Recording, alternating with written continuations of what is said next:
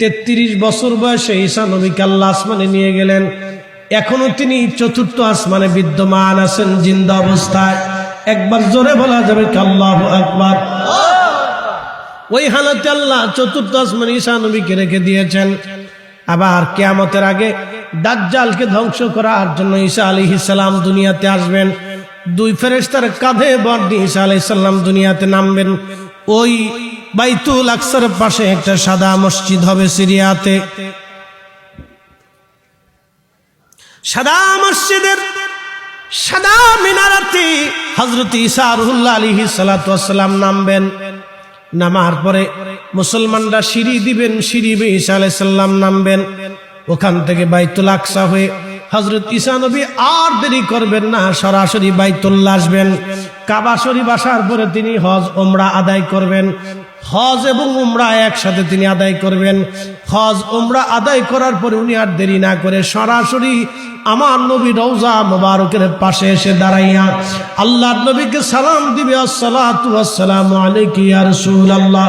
মুস্তাদরাক হাকিম লিসহিহাইনের ভিতরে ইমাম হাকিম বিশুদ্ধ সনদে লিখতেছেন, হযরত ঈসা নবী যখন আমার নবীকে রওজার পাশে এসে সালাম দিবে, সালাম দেওয়ার সঙ্গে সঙ্গে আমার নবী রওজার ভিতর থেকে সালামের জবাব দিবে। হাজার হাজার মানুষ এই সালামের জবাব শুনবে। একবার জোরে বলা যাবে আল্লাহু আকবার।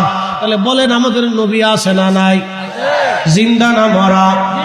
জোরে বলেন জিন্দা না মরা? ওরা কারা আমার নবীকে মেরে ফেলতে চায়? ওরা কারা আমার নবীর ক্ষমতাহীন বলে থাকে? ওরা কারা আমার নবীর শানকে ছোট করে দেখে?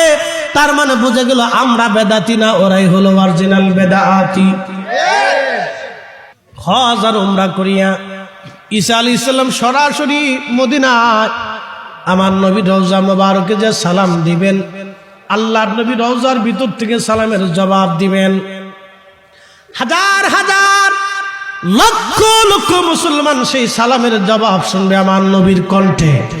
একসাথে বলা যাবে আল্লাহু আকবার। তাহলে বলেন নবী এখন আছে না নাই? আগামীতেও আছে না নাই? অতীতেও ছিল কিনা?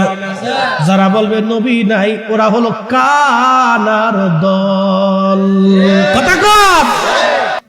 আল্লাহর নবী ঈসা রুহুল্লাহ আলাইহিস সালাতু ওয়াস সালাম জলিল কদর নবী, আমার নবীর উম্মত হবে। পরে বলতেছি ঈসা আলাইহিস সালাতু ওয়াস সালাম রওনা করছে। বহু দূর পথ চলার পরে ঈসা নবীর কাছে মাত্র 3টা রুটি ছিল। একটা রুটি নিজে খাইলেন আর একটা রুটি সফর সঙ্গীকে দিলেন। সফরে একা চলা আর বুকা চলা সমান। সফরে একা চলতে হয় না, সাথে সঙ্গী সাথী রাখতে হয়। হযরত ঈসা নবী সঙ্গীকে বললেন, সঙ্গী তুমি একটা রুটি খাও, আমি একটা রুটি খাবো, বাদ বাকি একটা রুটি রেখে দিলাম। ওই রুটিটা রেখে ঈসা আলাইহিস সালাম নদীর পাশে গেলেন পানি পান করার জন্য। আয়েশা দেখতেছে বাকি রুটিটা নাই। ঈসা নবী ডাক দিয়ে বলেন, ও আল্লাহর বান্দা, রুটি কোন জায়গা? বলে হুজুর আমি কইতে পারি না। ঈসা নবী বললেন, ও আল্লাহর বান্দা, তুমি আর আমি, এখানে আর কোনো ব্যক্তি নাই। রুটি 3টা, মানুষ আমরা দুইজন 2টা রুটি খাইলাম, একটা রুটি এখনো আছে। তুমি যদি রুটি না দাও তাহলে কে রুটি নিছে? আল্লাহর বান্দা ডাক দেখে, হুজুর আমি রুটি নেই নাই। কত বড় চোরের চোর! ওই জামানার চোর আর এই জামানার মসজিদের টাকা চোর এক চোর। কি কথা কন দেখে? একই রকম চোর, চোরের মধ্যে কোনো তফাৎ নাই। হযরত ঈসা নবী মুসাফিরকে সাথ থেকে তাড়াইলেন না, সফর সঙ্গী নিয়ে আরো বহু দূরে গেলেন। বহু দূর যাওয়ার পরে দেখলেন একটা হরিণ তার 2টা বাচ্চা নিয়ে হেঁটে হেঁটে যায়। আল্লাহর নবী ঈসা ডাক দিলেন, হরিণ আমার কাছে আসো। একটা হরিণের বাচ্চা দৌড়াইয়া আল্লাহর নবীর কাছে আসছে। ঈসা আলাইহিস সালাম বিসমিল্লাহ বলে ওই হরিণের বাচ্চা জবাই দিয়ে দিলেন। গোশত বানাইলেন, ফ্রাই করে পুরাইয়া দুইজনে খাইলেন। আল্লাহর বান্দারে খাওয়াইলেন, নিজেও খাইলেন। ওই হরিণ খাওয়ার পরে সমস্ত হাড্ডিগুলি ঈসা নবী এক জায়গা করলেন। হাড্ডিগুলিকে বলেন কুম বিজনিল্লাহ, আল্লাহর হুকুমে জিন্দা হও। ওই হাড্ডিগুলি আল্লাহর হুকুমে আবার জিন্দা হইয়া হরিণের বাচ্চা হইয়া লাফায়া লাফায়া হরিণের মার সাথে চলে গেল। চিৎকার মেরে জোরে বলেন আল্লাহু আকবার। বন্ধু আমার, হযরত ঈসা নবীর কথা আমি বলে শেষ করে দিয়ে যাই। হযরত ঈসা নবী ওই হরিণটাকে আবার হাড্ডি গুড্ডি এক জায়গা করে বললেন কুম বিজনিল্লাহ, ও হরিণ তুমি আবার জিন্দা হয়ে যাও আল্লাহর হুকুমে। হরিণের হাড়ের জায়গা হাড় আসলো, কানের জায়গা কান, দাঁতের জায়গা দাঁত, নাকের জায়গা নাক, চোখের জায়গা চোখ, চামড়ার জায়গা চামড়া, পায়ের জায়গা পা, লেজের জায়গা লেজ, সব জায়গা মতো ফিটফাট হয়ে হরিণ লাফায়া লাফায়া চলে গেল তার হরিণের মায়ের সাথে। ঈসা নবী ডাক দেয়া বলেন, ও আল্লাহর বান্দা, তুমি তো আমার সামনে বসে বসে আল্লাহর বিরাট বড় একটা কুদরত দেখছো। এই হরিণটাকে জবাই করলাম, এই হরিণের গোশত বানাইলাম, দুইজনে খাইলাম, আবার হরিণের হাড্ডি গুড্ডি এক জায়গায় করে আমি কুম বিজনিল্লাহ বলার পরে এই হরিণ আবার জিন্দা হয়ে লাফায়া লাফায়া তার মার সাথে চলে গেল। ও আল্লাহর বান্দা, তুমি আল্লাহর বিরাট বড় একটা কুদরত তুমি দেখছো। আল্লাহর বান্দারে, এই আল্লাহর সেই আল্লাহর দুহাই দিয়ে বললাম, বলো 3টা রুটির একটা রুটি ছিল, ওই রুটিটা কে চুরি করছে? মনে আছে না আপনাদের? রুটি ছিল কয়টা? 3টা। দুইজনে 2টা খাইছে, একটা রুটি চুরি হয়ে গেছে। আল্লাহ তোমার যে কুদরত দেখাইলো আল্লাহর বান্দা, এই কুদরত দেখার পরেও ওই কুদরতওয়ালা মালিক আল্লাহর দোহাই দিলাম, বল কে রুটি চুরি করছে? ওই চোর ডাক দেখা, হুজুর আমি কইতাম পারি না। ওই চোর আর আমরা দেশের মসজিদের টাকা চোর, এক চোর। আচ্ছা, দুইজনে আবার পথ চলতে লাগলো। বহুদূর যাওয়ার পরে হযরত ঈসা আলাইহিস সালাতু ওয়াস সালাম কিছু বালি এক জায়গা করলেন। এক জায়গায় করার পরে দোয়া করলেন, আল্লাহ তুমি এই বালিগুলি রে তুমি স্বর্ণ বানাইয়া দাও। সমস্ত বালিগুলি সাথে সাথে স্বর্ণ হয়ে গেল। জোরে বলা যাবে সুবহানাল্লাহ। বালিগুলি স্বর্ণ হয়ে গেল। ও নবীর উম্মত, আপনারা তো ঈসা নবীর মুজিজা দেখছেন, এবার আমার নবীর মুজিজা বলা লাগবে না, আমি আমার নবীর গোলামের কারামত বলে দিয়ে যাই। দুইজনে দুই রকম বুদ্ধি। শয়তান দেখেন কত বড় চালাক। কোরআন বলতেছে, আইয়ুহাল্লাযীনা আমানু দুখুলু ফিস-সিলমি কাফাতান ওয়া লা তাত্তাবিউ খুতুওয়াতিশ-শাইতান। আমাদের দেশে এরকম ঝগড়া হয়, ভাইয়ে ভাইয়ে ঝগড়া।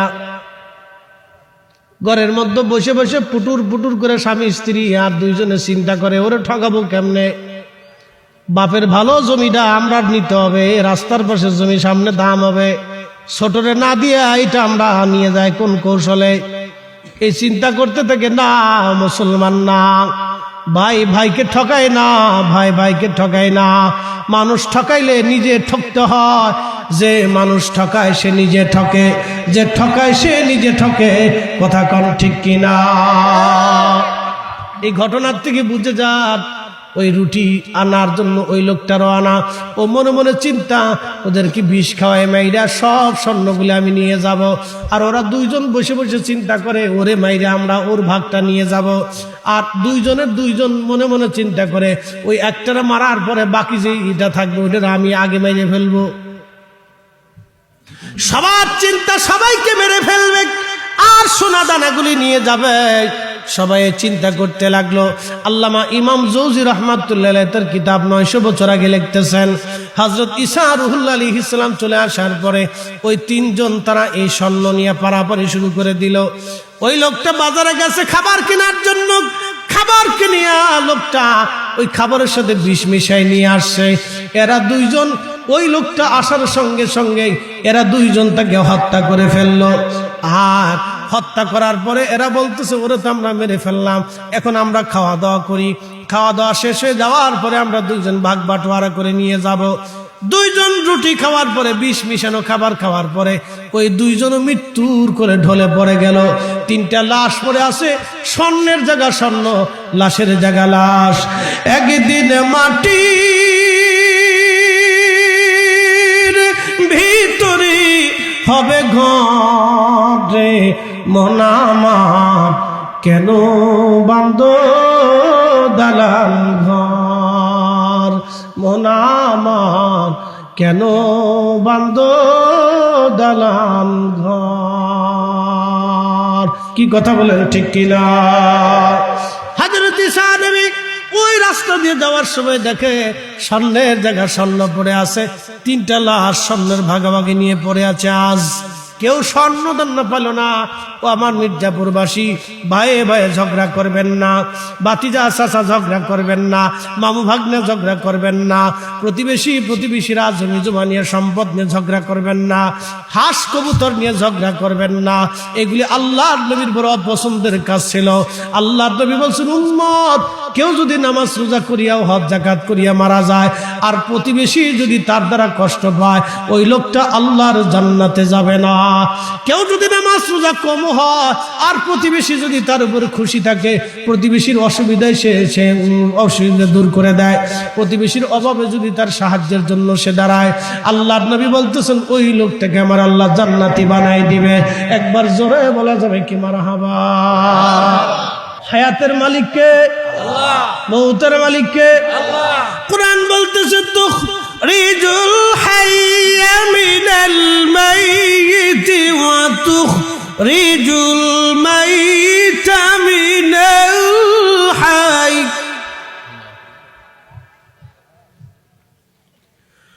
তুখরিজুল হাইয়া মিনাল মাইয়িত।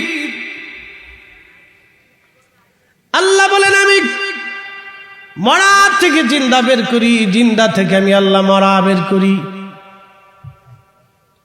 আমাদের মাযহাবের ইমাম আবু হানিফা রাহমাতুল্লাহ আলাইহি প্রায় 200 বছর পরে পৃথিবীতে আর একজন ইমামের জন্ম। তার নাম আল্লামা ইমাম আবু জাফর তাহাবী রাহমাতুল্লাহ আলাইহি। কামিল শ্রেণীতে একটা কিতাব পড়ানো হয়, শরহে মাআনিল আসার, সংক্ষিপ্ত নাম তাহাবী শরীফ। হানাফি মাযহাবের এমন কোন দলিল নাই যে কিতাবে না আছে হাদিসের মাধ্যমে সমাধান। একবার জোরে বলবেন কি মারহাবা? আমরা বুকে হাত বেঁধে নামাজ পড়ি না, আমরা নাভির নিচে হাত বেঁধে নামাজ পড়ি। কি কথা বলেন ঠিক কিনা? এদেশে ইসলাম আনছে হযরত শাহজালাল রাহমাতুল্লাহ আলাইহি 800 বছর আগে। বাংলাদেশ স্বাধীন যারা করলো তারা মুক্তিযুদ্ধের এই জমিন যুদ্ধ করে করে স্বাধীন করেছিল। এই মাসে যুদ্ধ হয়েছিল। যুদ্ধ কিন্তু কোনো ছেলে খেলা না, পুতুল খেলা না, ক্রিকেট খেলা না। কঠিন এই যুদ্ধে 30 লক্ষ মানুষ শহীদ।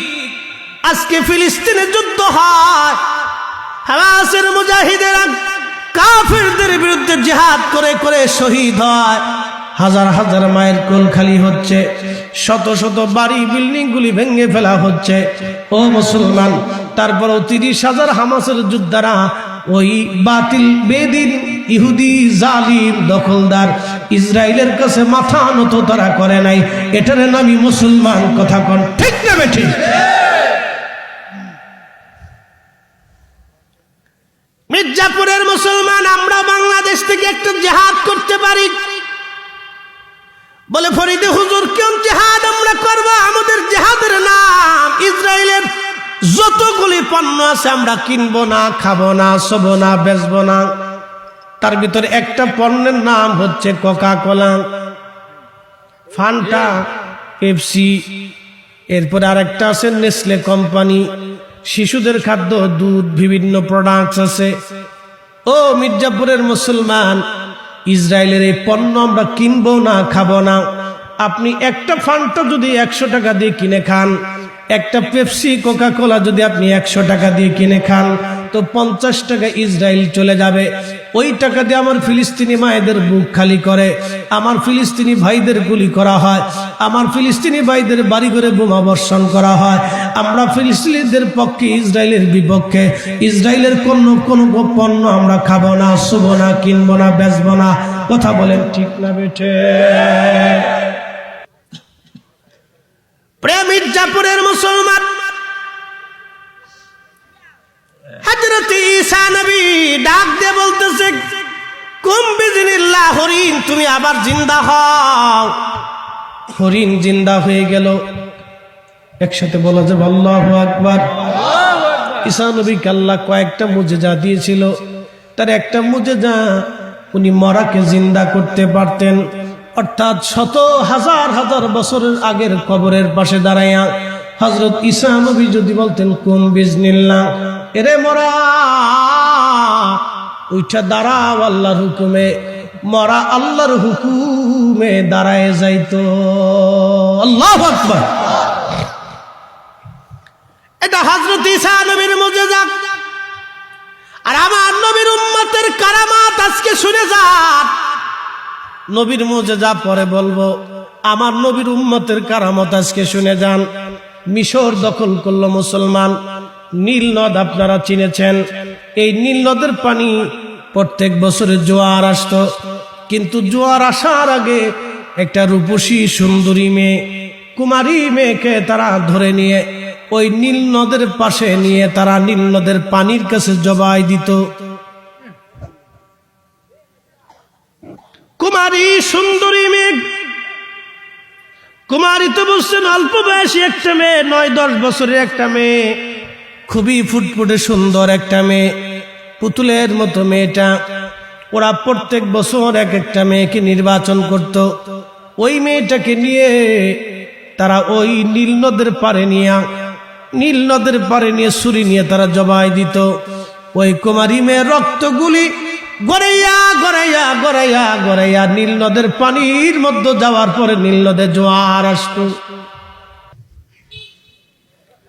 মির্জাপুরের মুসলমান ঢোল ডগর পিটাইয়া পিটাইয়া গান বাজনা করে নেচে গে একটা কুমারী মেয়েকে তারা নিয়ে যাচ্ছে। আজ নীল নদের পারে তাকে আজকে বলি দেওয়া হবে। মুসলমান মিশর দখল করলেন। ওই বছরই বলি দেওয়ার জন্য হাজার হাজার মানুষ ঢোল ডগর পিটাইয়া নাচতে নাচতে আনন্দ করতে করতে করতে করতে একটা কুমারী মেয়ে বলি হবে আজ। মেয়েটা আত্মচিৎকারে কাঁদে, তার কান্নার আওয়াজে আকাশ পাতাল গুলি ভারী হয়, কিন্তু তার আনন্দ করে। সংবাদ চলে গেল মিশর বিজেতা মুসলিম সেনাপতির কাছে। দ্রুত গতিতে সৈন্যবাহিনী নিয়ে দৌড়ে আসলেন। এসে ডাক দিয়ে বললেন, মিশরবাসী সাবধান, এটা মুসলমানদের দেশ, মুসলমান শাসন করে জমিন। আল্লাহর আইনে নবীর তরিকায় এমন কোন বিধান নাই কুমারী মেয়ে হত্যা করে নদীর পানি আনতে হবে। সাবধান, এই কুমারী মেয়ে যদি হত্যা করা হয় সবাইকে ধরে নিয়ে হত্যা করা হবে। মিশরের মানুষ ডাক দিয়ে বলতেছে, মুসলমান কুমারী মেয়ে নীল নদের পাড়ে জবাই দিলে রক্তগুলি পানির মধ্যে যাওয়ার পরে নীল নদের জোয়ার আসে। যদি তোমরা এই প্রথা বন্ধ করতে চাও তাহলে আমাদেরকে নীল নদের পানির জোয়ার তোমরা এনে দাও। কত বড় চ্যালেঞ্জ! নীল নদের পানি জোয়ার আনো, ভিন্ন কোন প্রক্রিয়া যদি আনতে পারো তো আনো। আমরা কন্যা জবাই দেওয়ার পরে এই রক্ত পানিতে যাওয়ার পরে জোয়ার আসে, তোমরা যদি পারো তাহলে এই জোয়ার আনাও। সেনাপতি চিঠি লিখলেন আমিরুল মুমিনিন হযরত ওমরের কাছে, আমার নতুন একটা বিপদের সম্মুখীন হলাম। মিশরের মানুষ সুন্দরী কুমারী মেয়েকে তারা সাজিয়ে গুজিয়ে প্রত্যেক বছর নীল নদের জোয়ার আনার জন্য এই মেয়েটাকে নদীর কিনারায় জবাই করা হয়। মেয়েটার রক্ত গড়ায়া গড়ায়া নদীর পানির মধ্যে যখন যায় তখন এই পানির মধ্যে জোয়ার আসে। আজব প্রথা। হুজুর, ইসলাম তো এটা সমর্থন করে না, আমি তাদের নিষেধ করেছি। কিন্তু তারা বলতেছে যদি তোমরা পানি এনে দিতে পারো নীল নদের, তাহলে তোমাদের বিধান আমরা মেনে নিব, আর যদি পানি আনতে না পারো তাহলে আমরা এই কন্যাকে বলি দিব। একসাথে বলবেন আল্লাহু আকবার। না না হয় না, আরো জোরে, আরো জোরে বলেন তো আল্লাহু আকবার। আল্লাহু আকবার ওয়ালিল্লাহিল হামদু। বিসমিল্লাহির রাহমানির রাহিম।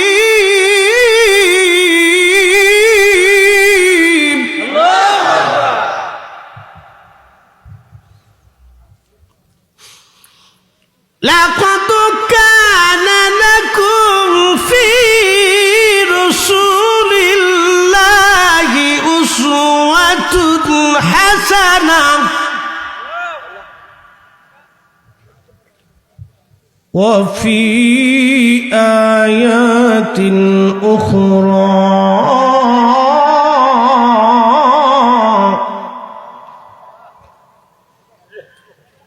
ইয়া আইয়ুহাল্লাযীনা আমানু আতিউল্লাহ ওয়া আতিউর রাসূল।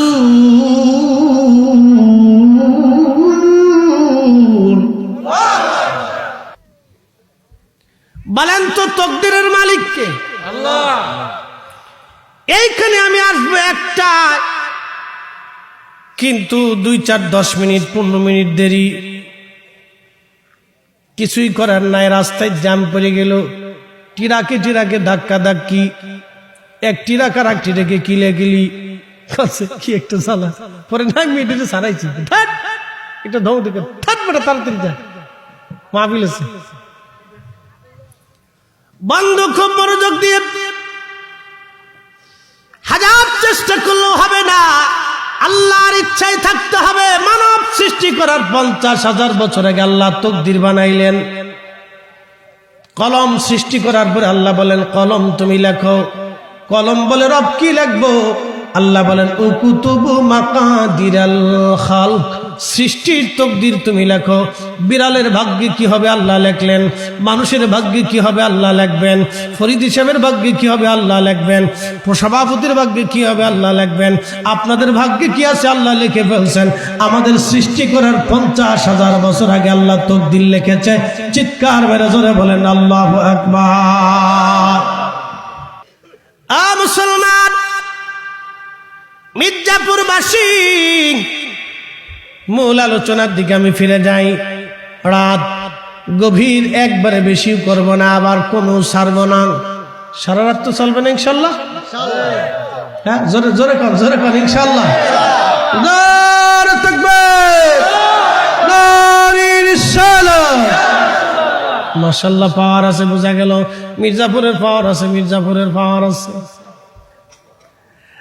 মুসলমান, হযরত ওমরের কাছে চিঠি গেছে, খলিফা এখন আমরা কি করব? প্রত্যেক বছর কুমারী নারী হত্যা করা হয়। এখন আপনি যদি অনুমতি দেন তাহলে আমি কি করতে পারি? দয়া করে আপনি আমাকে দিক নির্দেশনা পাঠাবেন। মুসলিম সেনাপতি বলল, মিশরবাসী হযরত খলিফাতুল মুসলিমিনের কাছে আমরা চিঠি পাঠিয়েছি, মদিনা থেকে চিঠি না আসা পর্যন্ত তোমরা কোনো কুমারী নারী হত্যা করবা না।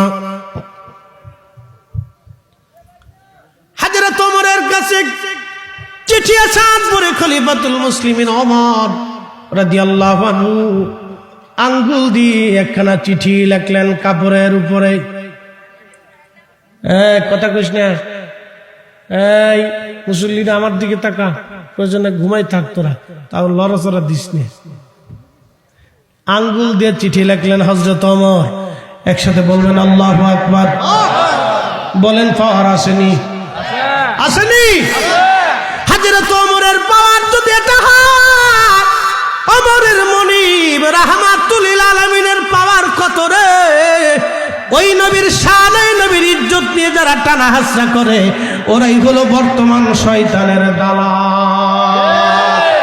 হাত উঁচু করে বলেন ঠিক কি না? চিঠি লিখলেন আঙ্গুল দিয়ে, কাপড়ের টুকরার ভিতরে চিঠিখানা লিখে ভাঁজ করে দিলেন হযরত ওমর। ভাঁজ করে দিয়ে যিনি রাষ্ট্রীয় দূত ছিলেন, বার্তাবাহক ছিলেন, তার হাতের মধ্যে দিয়ে বললেন, শোনো, গভর্নরকে বলবে এই চিঠিখানা যেন নীল নদের মধ্যে ছেড়ে দেওয়া হয়। বাকি কোনো কাজ আর নাই, শুধু বলে দেবা নীল নদের মধ্যে যেন চিঠিখানা ছেড়ে দিয়ে চলে আসে, আর চিন্তা তোমাদের করা লাগবে না। হযরত ওমর বললেন, চিঠিখানা যেন নীল নদের মধ্যে ছেড়ে দিয়ে আসে। আহা মুসলমান, মুসলমান, আল্লাহর কোরআন বলতেছে, আল্লাযীনা আমানু ওয়া কানু ইয়াত্তাকুনা লাহুমুল বুশরা ফিল হায়াতিদ দুনিয়া ওয়া ফিল আখিরাহ। ইমানে আমলে, ইমানে আমলে, ইমানে আমলে, ইমানে আমলে যারা পাকা, কোরআন বলতেছে তাদের জন্য দুনিয়াও সুসংবাদ, আখিরাতেও সুসংবাদ। মির্জাপুরের মুসলমান খুবই মনোযোগ দিয়েন। হযরত ওমর বললেন, চিঠিখানা নিয়ে যাও, গভর্নরকে বলবে যেন নীল নদের মধ্যে ছেড়ে দিয়ে চলে আসে, বাকি চিন্তা তার করা লাগবে না। চিঠি চলে গেল মিশর। গভর্নর বললেন, খলিফার পক্ষ থেকে একটা চিঠি আসছে মিশরবাসী, চিঠিখানা নীল নদে ছেড়ে দিলে জোয়ার আসবে, তোমরা আসো, কুমারী নারী হত্যা করা লাগবে না, এই চিঠিখানা আমরা নীল নদের মধ্যে ছেড়ে দিয়ে আসি। হাজার হাজার মুসলমান আর মিশরবাসীদেরকে নিয়ে হযরত মুসলিম সাহাবী গভর্নর তিনি রওনা হয়ে গেলেন। নীল নদের মধ্যে যাইয়া হযরত ওমরের হাতের লেখা চিঠিখানা নীল নদের মধ্যে ছেড়ে দিয়ে চলে আসলেন। ছেড়ে দিয়ে আসার পরে নীল নদের মধ্যে জোয়ার আসলো। আজকে 1400 বছর পার হয়ে যায়, নতুন করে জোয়ার আনার জন্য আর কোনোদিন চিঠিও দেওয়া লাগে নাই, নারী হত্যা করা লাগে নাই। আওয়াজ তুলে বলা যাবে কি ইয়া রাসূলুল্লাহ? বলেন পাওয়ার আছে না নাই? আছে না নাই? হযরত ওমর তারাবির নামাজ চালু করছে 20 রাকাত। আজকে ওরা কারা 8 রাকাত তারাবির নামাজ বানাইলো, তার মানে বুঝে গেল ওরাই হলো বর্তমান জমানার বাটপার।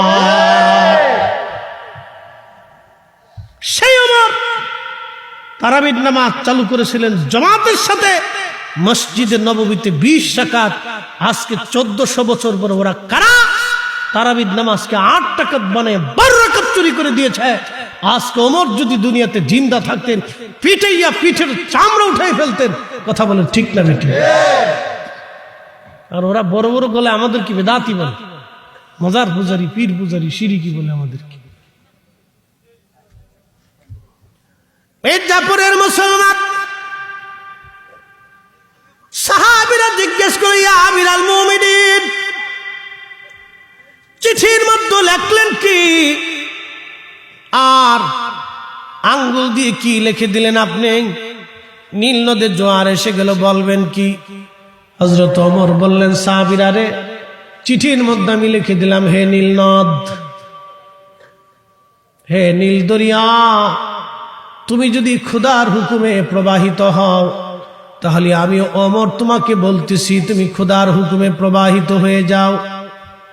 আর যদি তুমি খোদার হুকুমে প্রবাহিত না হও, তাহলে আমি ওমর বললাম তোমাকে প্রবাহিত হতে হবে না মিশরের জমিনে। চিঠিখানা আমি লিখে দিছি নীল নদের কাছে। এখন আপনাদেরকে বলবো, হযরত ওমর চিঠি লিখলেন আঙ্গুল দিয়ে, নীল নদের ভাষা। নীল নদ তো কোনো মাদ্রাসায় পড়ে নাই, কোনো স্কুলে পড়ে নাই, আরবি ভাষাও নীল নদ জানে না। তাহলে নীল নদের কাছেই বার্তা যিনি পৌঁছাইলেন তিনি আল্লাহ। ও নবীর উম্মত মির্জাপুরবাসী, হযরত ওমরের পাওয়ার যদি এটা হয়, কি কত বড় মর্যাদা! নীল নদ ওমরের চিঠির ভাষা বুঝতে পারে।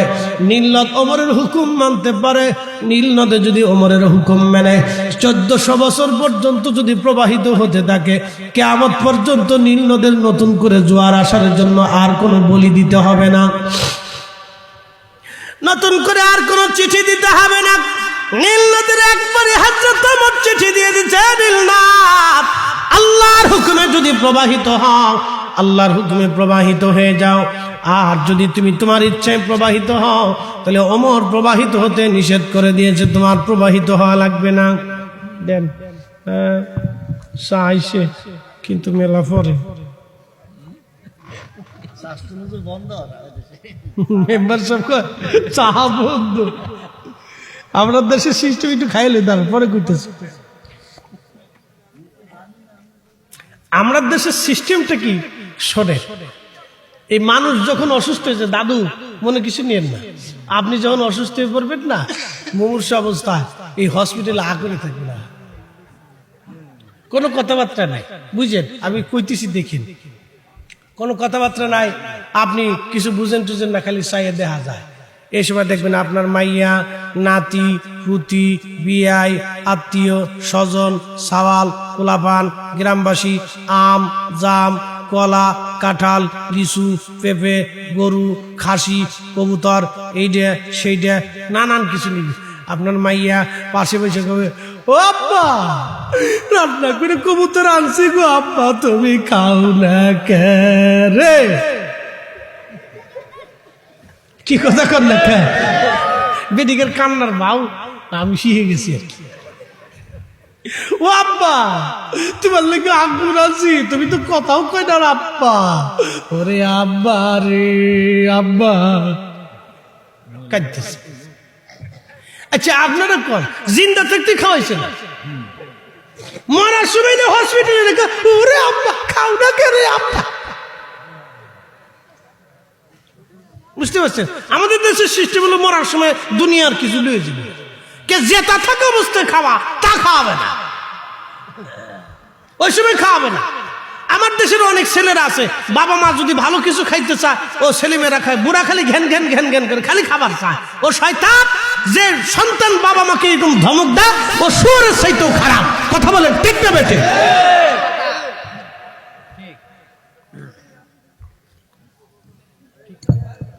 কষ্ট হইতেছে?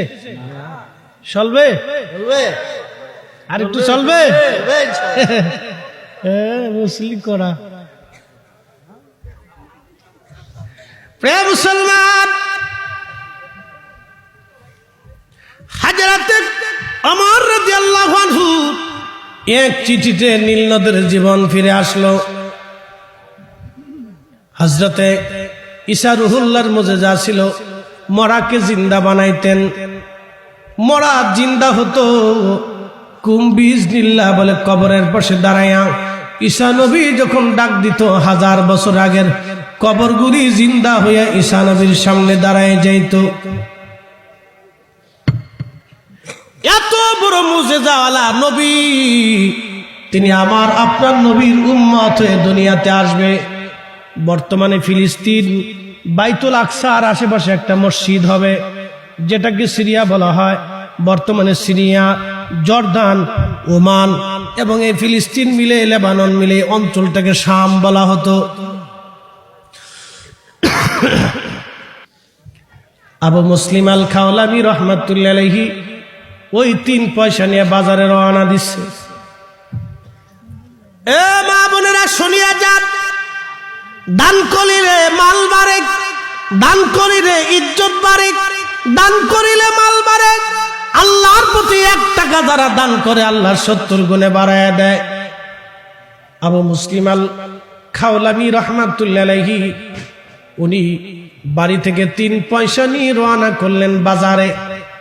বাজারে যাওয়ার পরে এক ভিখারি এসে আবু মুসলিম আল খাওলামির সামনে হাত বাড়ায় বলে, হুজুর আমি গরিব মানুষ, আমার কিছু পয়সা করে দেন। আবু মুসলিম চিন্তা করলেন, পয়সা আছে মাত্র 3টা, যদি গরিব মানুষকে দিয়ে দেই আমার বাজার সদাই করা হবে না। উনি আস্তে করে কোনো কথা না বলে অন্য আরেকটা দোকানে চলে গেলেন। আমার দেশের কিছু ভিখারি আছে, দেখবেন কোনো শরম লজ্জা নাই, আপনি খাইতে বইছেন হাত পাইতে দিছে, কি কথা কন না? কিছু ভিখারি আছে লজ্জা শরম নাই, এই আপনি খাইতে বইছেন হাত পেতে খারাই দিছে, কেমনটা লাগে আপনি খাইতেছেন হাত পেতে দাঁড়াই দিছে, সরে না। আমি টঙ্গি দিয়ে এক জায়গায় মাহফিলে যাচ্ছি, মাজুকার এক ভিখারি এসে হুজুর কিছু পয়সা দেয়, তা আমি 2 টাকা বাইর করে দিছি, আমার হুজুর আমি 2টা ভিক্ষে লই দেয়। আমি কি উড়ে সর্বনাশ, কত বড় জমিদার ভিক্ষুক রে, ডিজিটাল বাংলাদেশে তুমি কি ডিজিটাল ভিক্ষা করো? হুজুর 2 টাকা আমি ভিক্ষা লই না। আমি 2 টাকা স্যার আমি দিব না, তুমি যাও গে। আমার উল্টে 5টা দিয়ে আপনার 5টা দিয়ে গেল। কত মান সম্মানের ইজ্জত প্লাস্টিক না, ইজ্জত একবারে জাগার উপরে প্লাস্টিক হয়ে যেতেছে। আমি চিন্তা করলাম সর্বনাশ, আমার তো ইজ্জত খাই ফেলছে রে, সারা গাড়ির মানুষ আমার দিকে চাই দিচ্ছে। পরে 5টা দিয়ে বাপ তুই যা রে, তাড়াতাড়ি যা। এরকম ভিক্ষুক আছে। তা আবু মুসলিম আল খাওলামি ওই ভিক্ষুকের জ্বালাই করছে কি অন্য দোকানে আবার গেছে, যাওয়ার পরে ভিক্ষুক পাস ছাড়ে না, আবার সামনে গেছে, হুজুর আমারে কিছু ভিক্ষা দেন। আবু মুসলিম আল খাওলামি রহমাতুল্লাহ আলাইহি ওই 3 পয়সা ভিক্ষুকরে দিয়ে দিচ্ছে, কিন্তু বাজার করবে কি চিন্তায় মগ্ন। পয়সা তো সব ভিক্ষুকরে দিয়ে দিলাম, এখন কোথা থেকে বাজার পাবো? চিন্তা ভাবনা করে চিন্তা করলো, যা করে খোদায় ওই শহরের কিছু করাত দিয়ে যারা কাঠ কাটে, দেখবেন কুড়া আছে, কাঠের কুড়া আছে না, কাঠের গুড়া, এই গুড়াগুলি সংগ্রহ করলেন।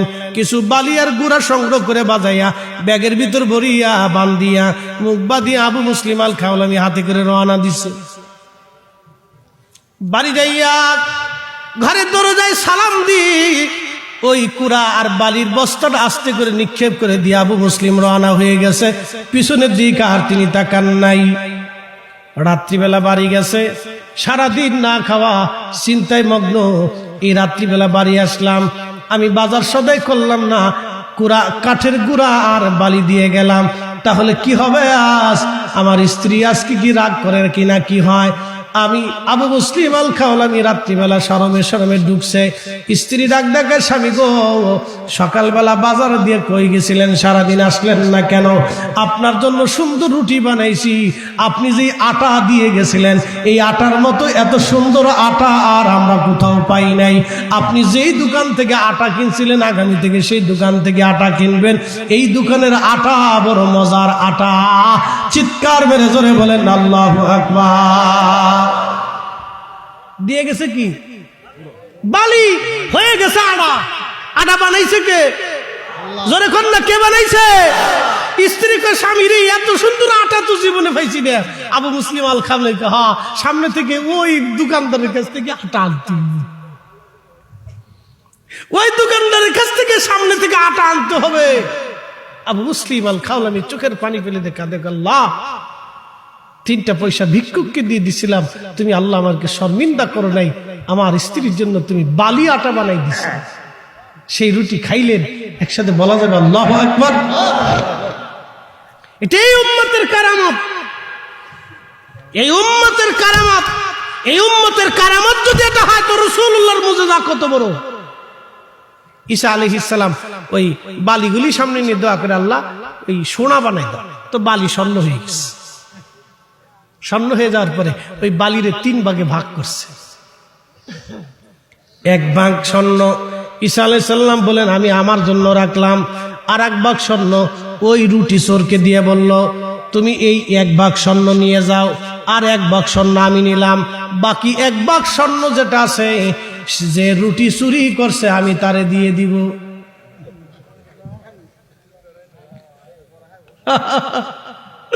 আল্লাহু আকবার।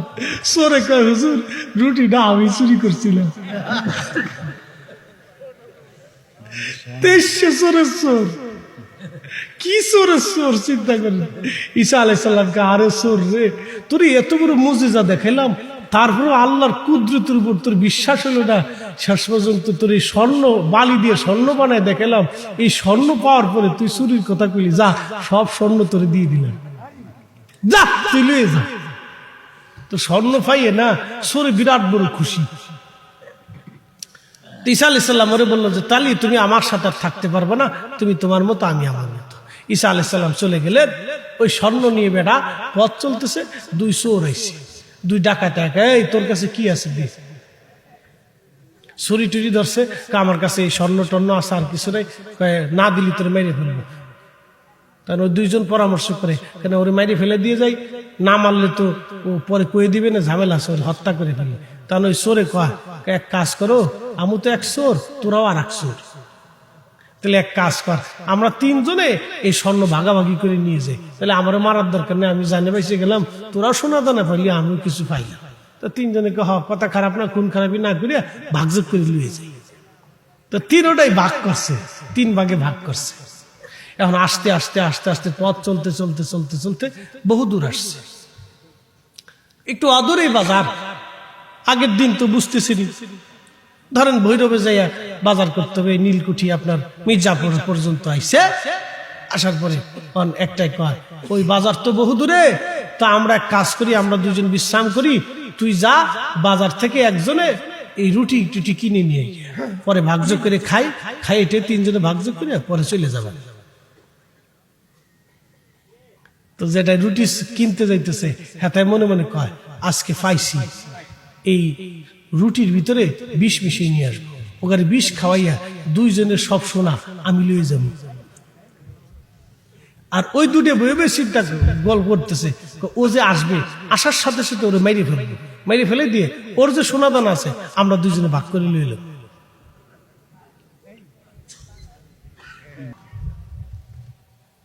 তো যে পরিমাণ খাবেন ওটা আল্লাহ লিখে রাখছে, বুঝতে পারছেন? ডাইন বাম হওয়ার কোনো সুযোগ নেই, কোন রাস্তা নেই। তাকদীরকে বিশ্বাস করা ইমানের একটা পার্ট। গণক বিশ্বাস করবেন না। হাত দেখে কেউ যদি ভাগ্য বলে দেয়, বুঝবেন এটা শয়তান। কেউ যদি গণকগিরি করে পয়সা কামাই করে, তার বাড়ি খাওয়ার কুত্তার বিষটা খাওয়া সমান। কুত্তার বিষটা চিনেন? বুঝাইতেছি আপনাদের। কুত্তার বিষটা হলো যেই কুকুরে খাওয়ার পরে বমি করে দেয়, এটাকে বলা হয় বিষ্ঠা। এই বিষ্ঠা যেমন নাপাক, গান্ধা, পাসা, গণকের বাড়ির খাবারটাও আল্লাহ রাসূল বলেন ওইরকম পোষা। গণকের খাবার খাবেন না যারা হাত গণনা করে ভাগ্য গুনে দেয়, এবং এই ভাগ্য, ওই রাশি মাসি আবিজাবি বইলে আপনার কাছ থেকে তাবিজ কবাজ এই সেই ধান্দা বান্দা করে, এগুলি সম্পূর্ণ বিলকুল হারাম, নাজায়েজি কাজ, শিরকি কাজ, কুফরি কাজ। এটা মুসলমান করতে পারে না। কথা বলেন ঠিক না বেটি? কোন মুসলমান করতে পারে না। আগের জমানায় এই যে মুরব্বীরা আছে, এই আগের জমানাতে এই সারা মির্জাপুরের 2-4 এই আশেপাশে দিয়ে একটা মসজিদ ছিল। কথা ঠিক কিনা বলছি? মসজিদ কয়টা ছিল? একটা না, একটা মসজিদ ছিল। মেম্বার সাহেব উপস্থিত আছে, মসজিদ একটা, এক মসজিদের ইমাম একজন। ইমাম সাহেবরে বলা হতো মুন্সি সাহেব। কথা ঠিক কিনা? মুন্সি সাহেব খুব কড়া মুন্সি ছিল। কেমন মুন্সির মুন্সি ভালো করে বুঝেন। মুন্সি সাহেবের কাছে আমরার মা চাচিরা পাঠাইছে, যা তোর মুন্সি দাদার কাছ থেকে পানি পরা নিয়ে আয়। চলে আসছি পানি নিয়ে, মুন্সি দাদা পানি পরায় দেন। কি হয়েছে রে? বলে বড় ভাইয়ের জ্বর আইছে। মুন্সি দাদা পানি ভরছে, আলহামদুলিল্লাহি রাব্বিল আলামিন আর রহমানির রহিম মালিকি ইয়াউমিদ্দিন ইয়াকা নাবুদু ওয়া ইয়াকা নাস্তাইন।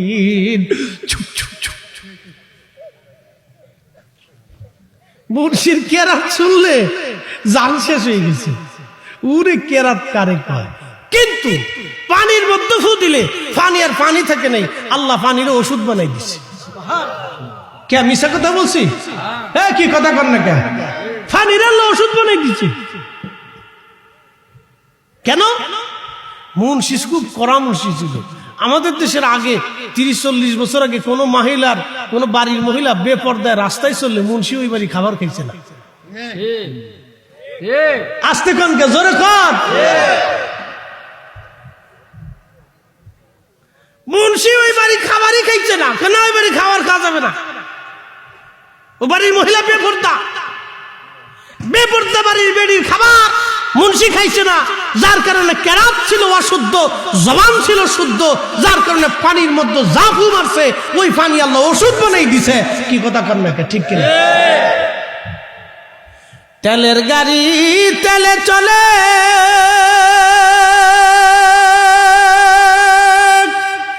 হাওয়ার গাড়ি হাওয়ায় চলে, বিনা তেলে চালায় গাড়ি নবী সুলাইমান, আমরা সেই মুসলমান। কথা কোন ঠিক কিনা? কিন্তু যাই মুসলমান মির্জাপুরবাসী খুব মনোযোগ দিয়ে শুনে যান। ওয়াজ বাড়ি পর্যন্ত নিতে হবে, বাড়ি পর্যন্ত ওয়াজ না নিলে কিন্তু কাজ হবে না। আমরা ওয়াজ শুনে চলে যাই, বাড়ি পর্যন্ত নেই না। বরিশালের দুই ভাই দাদার নাতি দুইজনে ওয়াজ শুনতে গেছে, রাত্র গভীর সন্ধ্যার সময় গেছে। বরিশাল জোয়ার ভাটার দেশ, বিকেলবেলা জোয়ার নাই, বাটি পড়ে গেছে, খাল পার হয়ে নাম ওয়াজ শুনতে গেছে। বহু দূর থেকে হুজুররা আসে, আগের মানুষ সারা রাত ওয়াজ শুনতো। যদিও ভৈরব আপনাদের অঞ্চলে এখনো রেওয়াজ আছে, অনেক জায়গায় রেওয়াজ নাই। দাদার নাতি ওয়াজ শুনতে গেছে, হুজুর ওয়াজ করছে, বাবারা গিরের উপরে কাপড় উঠাইলে ফরজ তরক হয়, সাবধান আপনারা গিরের উপরে কাপড় উঠাইন না। নাতি জীবনে প্রথম ওয়াজ শুনতে গেছে, খুব ভালো মতো নাতি কান পাতে ওয়াজ শুনছে, আর খুব মনোযোগ দিয়ে ওয়াজগুলি কালবের মধ্যে ঢুকাইছে। আর দাদা তো 60 বছর ধরে ওয়াজ শুনতেছে। এরপরে দাদার নাতি দুইজন রাত 12টার পরে রওনা দিছে। আইসা দেখে খালের মধ্যে বিরাট বড় জোয়ার আর পানি। নাতি কয়, দাদা রে নৌকা নাই, খাল পার কেমনে হইবা? দাদাই কয়, নাতি রে নামতে থাক। নাতি দেখে দাদায় নামে, আর লুঙ্গির কাপড় খালি উপরের দিকে উড়ে। নামতে নামতে দাদাই করছে কি, লুঙ্গির কাপড় টান দিয়ে মাথায় বাইন্ধে ফেলাইছে। নাতি কয়, দাদা হুজুরে না কইলো গিরের উপরে কাপড় উঠিলে ফরজ তরক হয়, তুমি দি একবারে লুঙ্গি মাথাত বাইন্ধে ফেলাইছো। দাদা কাই তোর বাপ জন্ম হওয়ার আগে থেকে ওয়াজ শুনি, জীবনে খালের ওই পারের ওয়াজ কোনোদিন এই পারে নিচ্ছি না। আর তুই একদিন আইসি খালের এই পারের ওয়াজ ওই পারে নিয়ে যাবি, তাড়াতাড়ি নাম, লুঙ্গি খোল। বুঝতে পারছেন? এই আমরা ওয়াজ শুনি কিন্তু বাড়ি পর্যন্ত নেই না, এই ওয়াজ বাড়ি পর্যন্ত যায় না, যার কারণে বিরাট বড় সমস্যা। মির্জাপুরের মুসলমান বাড়ি পর্যন্ত ওয়াজ নেওয়া লাগবে, ওয়াজ বাড়ি পর্যন্ত না নিলে বিপদ। আগের মুন্সি সাহেবের কেরাত ছিল অশুদ্ধ, কিন্তু জবান ছিল শুদ্ধ। আমাদের কেরাত হইছে শুদ্ধ, জবান হইছে অশুদ্ধ। আলহামদুলিল্লাহি রাব্বিল আলামিন আর রহমানির রহিম মালিক ইয়াউমিদ্দিন।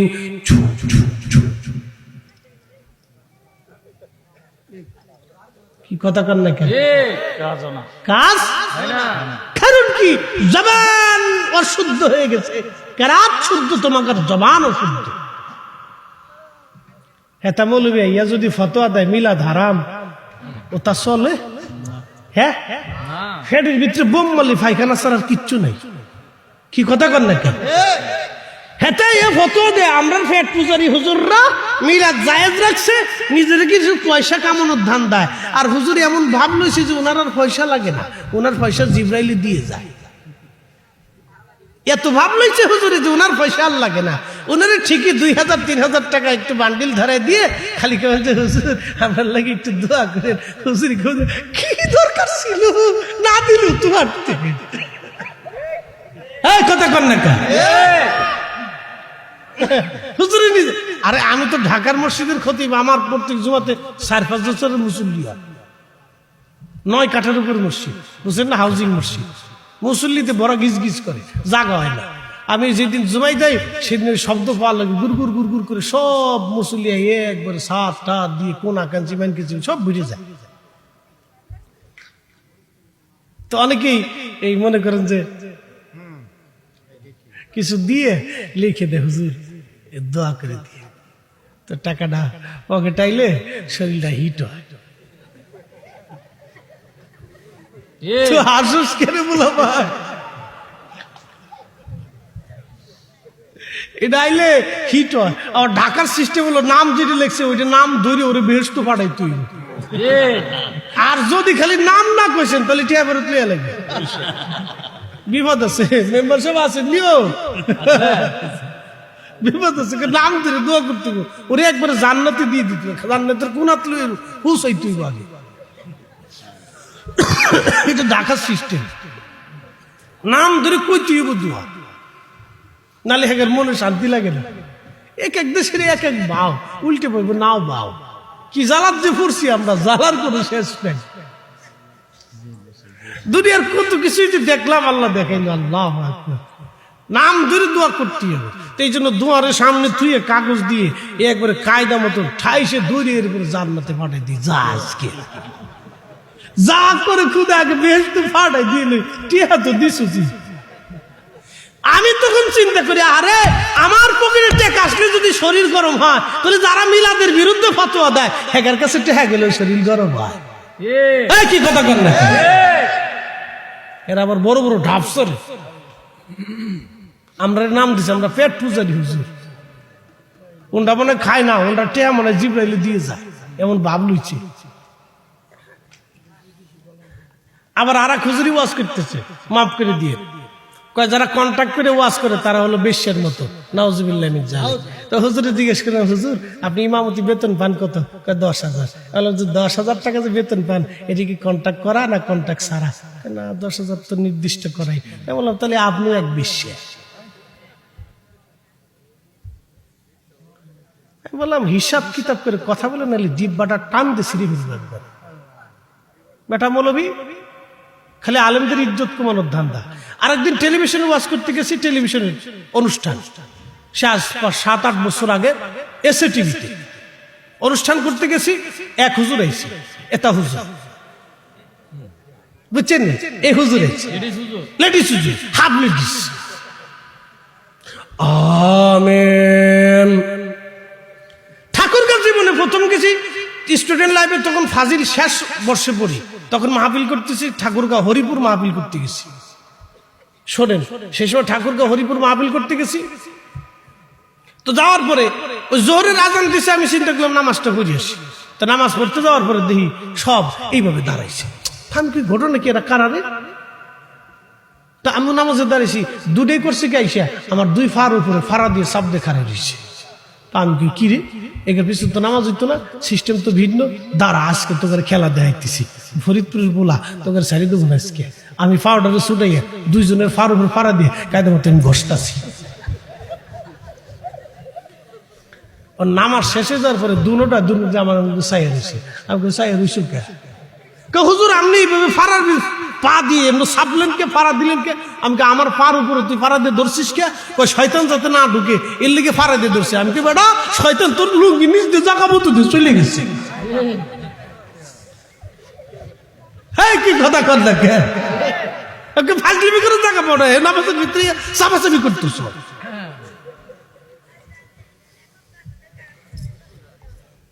একবারে বাংলা দলিল বেরিয়ে দিচ্ছি, ইয়ে তো আরবি দলিল দেওয়ার টাইম আছে। বেটা শয়তান তো জাগা মতো দিয়ে একবার লুঙ্গি নিচ দিয়ে চলে গেছে।